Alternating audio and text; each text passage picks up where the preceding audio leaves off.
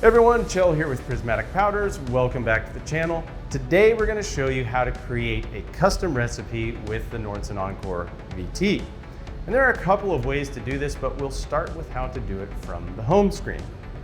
After you've logged into the system under your user profile, just go up to the drop-down menu and select Recipes.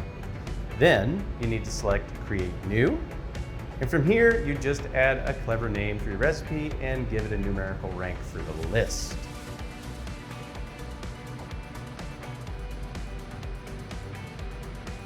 In this menu, you have complete control over the settings, powder, air, voltage, current, and the output mode, AFC, standard, or custom. All you need to do here is enter the values for your recipe and then hit save, and it is that easy.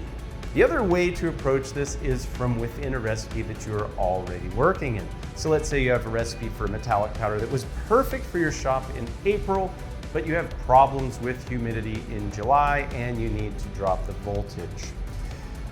Obviously, you can change this each time or just create and save a new recipe.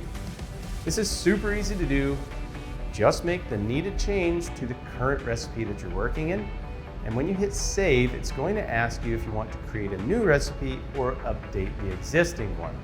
Obviously, you want to create new. And from here, you can rename it, hit save, and it is that simple.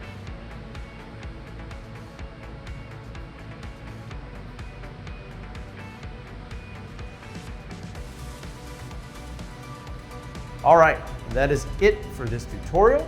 Subscribe for more powder coating tips and more information about the Nordson Encore VT. See you next time.